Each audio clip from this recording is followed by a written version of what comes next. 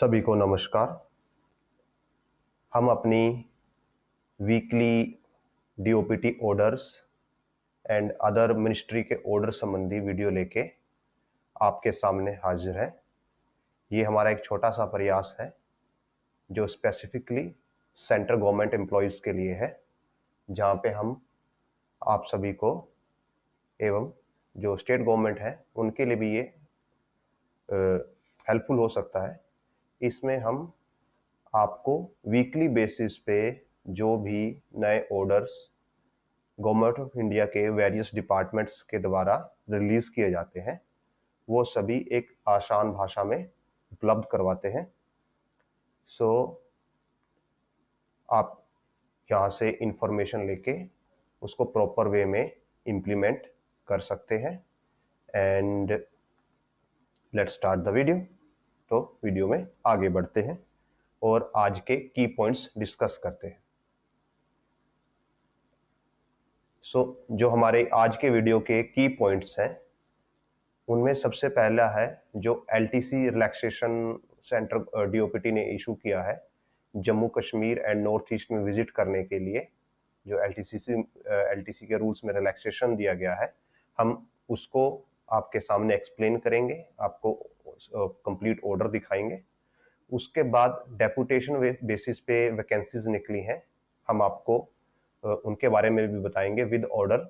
And जो central sport ministry है उसकी तरफ से एक वॉलीबॉल टूर्नामेंट करवाया जा रहा है जो कि सिर्फ गवर्नमेंट एम्प्लॉयज़ के लिए है, तो इसके रिगार्डिंग भी हम बात करेंगे। हम इन सभी के लिए आगे बढ़ते हैं।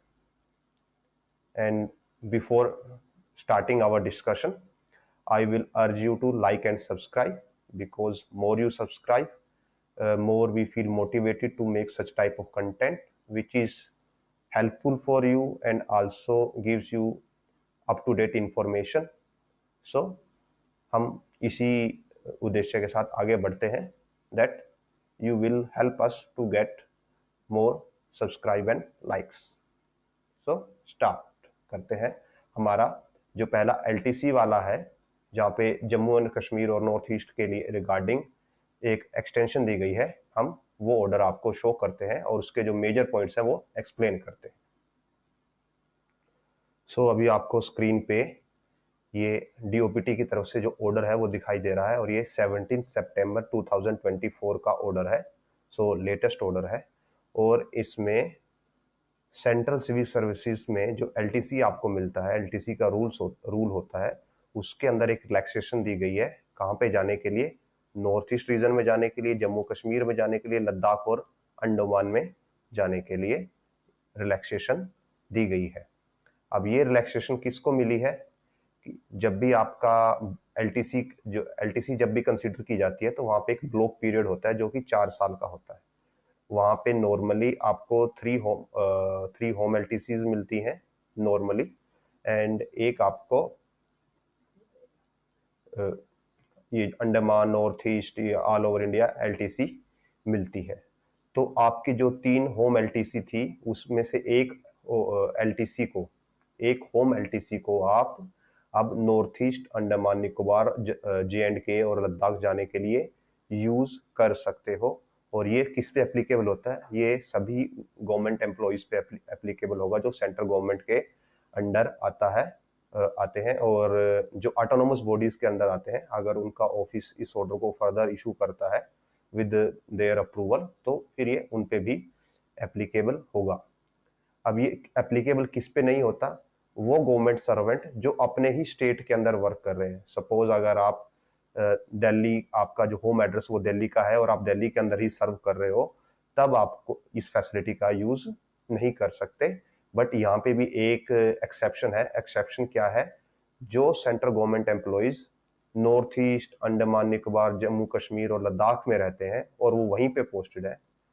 सपोज कोई सेंट्रल गवर्नमेंट का एम्प्लॉय जम्मू कश्मीर में रहता है और जम्मू कश्मीर का उसका होम टाउन है और वो जम्मू कश्मीर में ही रहता है, वो इस फैसिलिटी का बेनिफिट ले सकता है प्रोवाइडेड कि जो वो एलटीसी अवेल करे वो जम्मू कश्मीर में ना करे, वो दूसरी जगह करे, जैसे लद्दाख करे, अंडमान निकोबार करे, नॉर्थ ईस्ट करे, या लक्षद्वीप करे। तो अगर वो अपने होम टाउन को छोड़कर दूसरी किसी जगह पे एलटीसी क्लेम करता है तो वो उसके लिए एलिजिबल होगा। बट जो इन रीजन से बाहर आता है, नॉर्थ ईस्ट, अंडमान निकोबार, जम्मू कश्मीर, लद्दाख, इन सब से बाहर आते हैं और वो अपने ही स्टेट में पोस्टेड है अंडर सेंट्रल गवर्नमेंट, तो वो इस कन्वर्जन का फायदा नहीं उठा सकते। और जो फ्रेश रिक्रूट हैं जिन्होंने अभी अभी ज्वाइन किया है, और फ्रेश रिक्रूट वो होते हैं जिन्होंने अभी अपनी सर्विस के 8 साल पूरे नहीं किए हैं, तो ये उनके लिए भी वो भी इसके लिए एलिजिबल होंगे। और साथ में उनको एक एडिशनल फैसिलिटी होती है कि वो पहले से ही, इस ऑर्डर के आने से पहले से ही, वो अपनी एक होम एलटीसी को जम्मू कश्मीर, लद्दाख, अंडमान इसके में कन्वर्ट करवा सकते थे। तो इस ऑर्डर के साथ वो एक एडिशनल और कन्वर्ट करवा सकते हैं। मींस अगर आपकी सर्विस को अभी 8 साल कंप्लीट नहीं हुए हैं तो आप अपने जो 4 एलटीसीज हैं, जिसमें से आपकी 3 होम एलटीसी है और एक नॉर्मल आपकी ऑल ओवर इंडिया होती है, तो अभी इस ऑर्डर के आने के साथ जो फ्रेश रिक्रूट है उनके पास एक होम एलटीसी है और 2 होम एलटीसी हैं जिनको वो नॉर्थ ईस्ट, जम्मू कश्मीर इनमें कन्वर्ट करवा सकते हैं। और साथ में जो 4th है उनके पास all over India LTC available है जिसका वो यूज कर सकते हैं। साथ में ही इसी ऑर्डर के साथ स्पेसिफिक रूल्स भी दिए गए हैं कि जब आप एलटीसी अवेल करेंगे तो आपको किन किन इंस्ट्रक्शन का, किन किन चीज़ों का ध्यान रखना पड़ेगा।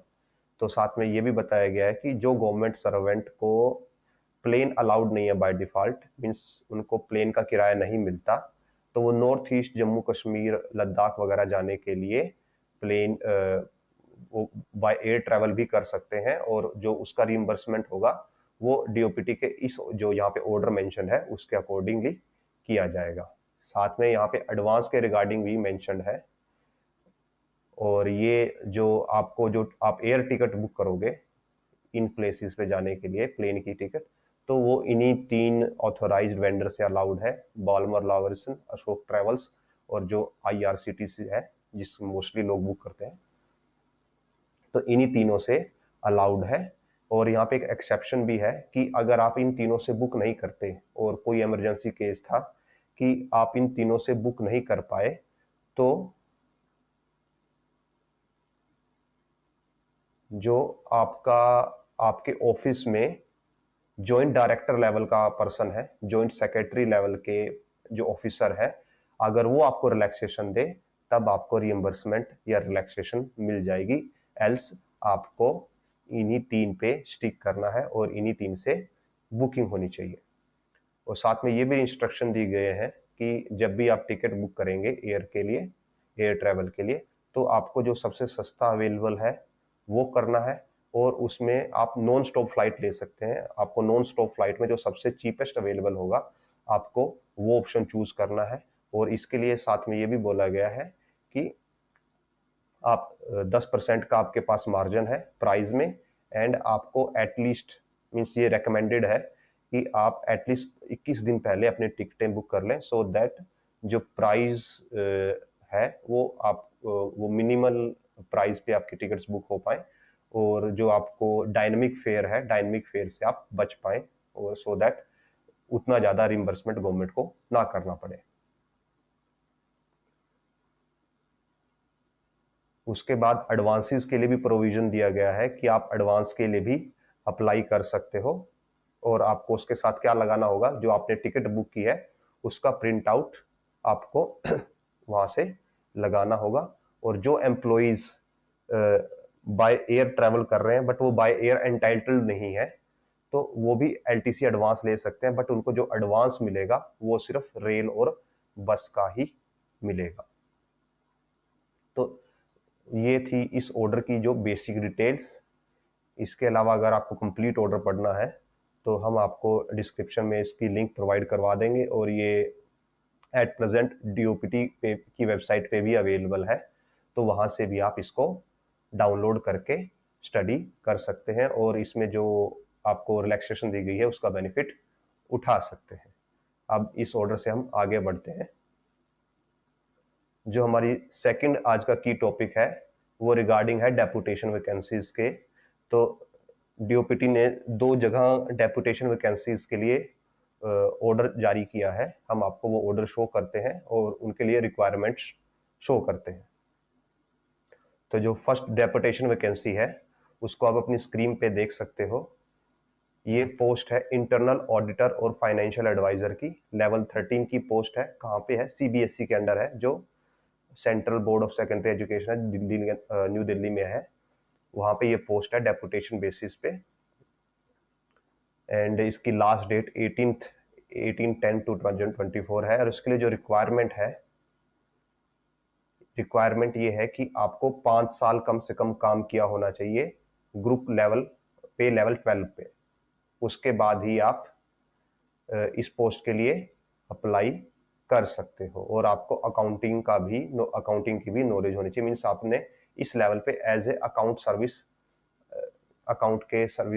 के डिपार्टमेंट में वर्क किया होना चाहिए।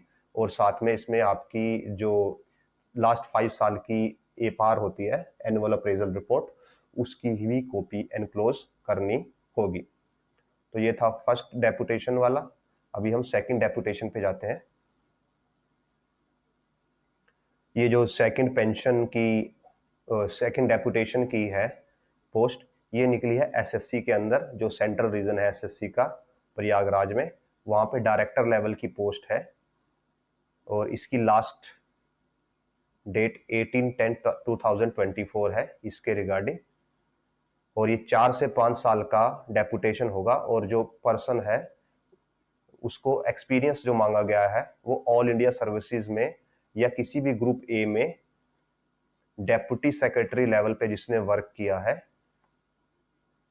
ये वो इसके लिए अप्लाई कर सकता है। और डेपुटेशन 4 से 5 साल का होगा। और साथ में परफॉर्मा अटैच किया गया है। अगर आप इसमें अप्लाई करना चाहते हैं तो परफॉर्मा का प्रिंट निकाल के हमारे डिस्क्रिप्शन में आपको लिंक दे दी जाएगी परफॉर्मा की, वहां से आप इसको निकाल के अप्लाई कर सकते हैं अगर आप इसके लिए एलिजिबल है। इसके बाद हम जो कवर करने जा रहे हैं वो रिगार्डिंग पेंशन है। और पेंशन किसकी? जो आते हैं ओपीएस के अंडर, जो ओल्ड पेंशन स्कीम के अंडर आते हैं, उनके लिए पेंशन डिपार्टमेंट ने कुछ इंस्ट्रक्शंस इशू किए हैं। हम वो आपको वो बताने जा रहे हैं। सो आप अपनी स्क्रीन पे पेंशन के regarding ministry of personal DOPT का, और जो के अंडर डिपार्टमेंट ऑफ पेंशन आता है और पेंशनर वेलफेयर, वहां का ये उन्होंने ऑर्डर जारी किया है। और ये 11 सितंबर को ऑर्डर को इशू किया गया है। इसमें ये बताया गया है कि जो पेंशनर मीन्स जो गवर्नमेंट एम्प्लॉई अभी पेंशन के अंडर आएंगे, मीन्स जस्ट रिटायर होने वाले हैं, तो उनको पहले फॉर्म 6 सबमिट करना होता था। एक तो फॉर्म 6 होता था और एक साथ में नॉमिनेशन फॉर्म होता था। उनको 2 फॉर्म सबमिट करने होते थे। अभी उसको रिप्लेस करके एक सिंगल कॉमन फॉर्म बना दिया गया है जिसको फॉर्म 6A बोला जाता है। तो इस ऑर्डर में ये बताया गया है कि जो पेंशनर्स हैं, जो अभी जिनको अभी पेंशन मिलेगी और जो अभी रिटायर होंगे, उनको पहले फॉर्म 6 भरना प्लस नॉमिनेशन फॉर्म भरना होता था। अभी उसको कंबाइन करके फॉर्म 6A बना दिया गया है, जिसके अंदर नॉमिनेशन एंड जो रिक्वायर्ड बैंक डिटेल्स वगैरह हैं जहाँ पे पेंशन मिलेगी, वो सभी को कंबाइन करके एक सिंगल फॉर्मेट बना दिया गया है। बट जब आप रिटायर हो जाते हो और रिटायर होने के बाद अगर आप अपने नॉमिनेशन में कुछ चेंज वगैरह करना चाहते हो तो आपको नॉमिनेशन अलग से भरना होगा, फिर आपको फॉर्म 6A नहीं भरना होगा। और अगर आपके कुछ अदर एरियर्स हैं जो आपको जिनके लिए आपको नॉमिनेशन डालना है, वो उसके लिए भी आपको सेपरेटली नॉमिनेशन देना होगा। उसमें आपका फॉर्म 6A इंडिविजुअल नहीं चलेगा। इस ऑर्डर में ये आपको एक्सप्लेन किया गया है। और साथ में जो फॉर्म 6A है उसका परफॉर्मा भी यहाँ पे दिया गया है। मैं आपको शो करता हूँ। इन स्पेसिफिक यहाँ पे हिंदी और इंग्लिश दोनों लैंग्वेजेस में दिया गया है। मैं आपको इंग्लिश लैंग्वेज में यूज शो कर रहा हूँ। ये जो ओपीएस के अंडर आते हैं और जो रिटायर होने वाले हैं उनके लिए फॉर्म 6A है। यहाँ पे उनकी डिटेल्स, बैंक की डिटेल्स, और साथ में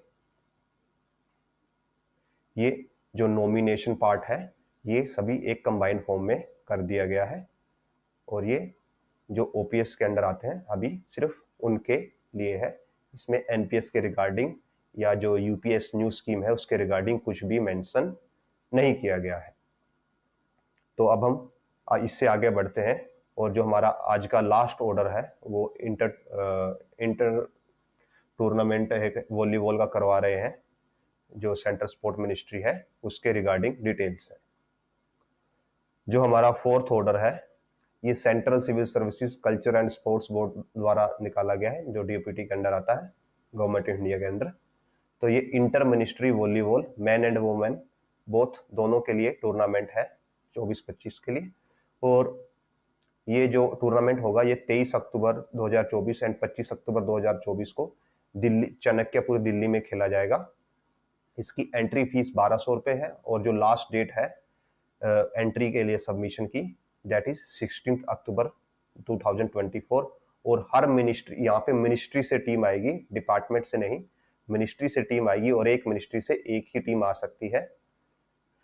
एंड यहाँ पे कुछ ऑफिस को एक्सक्लूड किया गया है, जैसे ऑटोनोमस बॉडीज को एक्सक्लूड कर दिया गया है, पब्लिक सेक्टर बैंक्स कॉरपोरेशन को एक्सक्लूड किया गया है, और जो पैरामिलिट्री फोर्सेस हैं, सीआरपीएफ है, पुलिस है, RPF, CIS, BSF, NSG, national commandos है, इन सभी को एक्सक्लूड किया गया है। यहाँ पे मीन्स नॉर्मल सिविलियन एम्प्लॉयज ही यहाँ पे पार्टिसिपेट कर सकते हैं। और साथ में जो रजिस्ट्रेशन होगा उसकी फीस भी ऑनलाइन पेमेंट होगी और इसके लिए बारकोड भी ऑर्डर में ही अटैच किया गया है। तो अगर आप यहाँ पे पार्टिसिपेट करना चाहते हैं तो आप इस ऑर्डर को हमारे डिस्क्रिप्शन से या डीओपीटी की वेबसाइट से डाउनलोड कर सकते हैं और वहां से आप और डिटेल्स ले सकते हैं। इस वीकली वीडियो में अभी के लिए इतना ही। हम नेक्स्ट वीक फिर से आपके सामने जो लेटेस्ट ऑर्डर्स हैं, नोटिसेस हैं, वो सभी लेके आपके सामने हाजिर होंगे। And I will urge you again to like this video, share it and subscribe so that we keep on get motivation to make such a content which is helpful for you. And thanks for watching.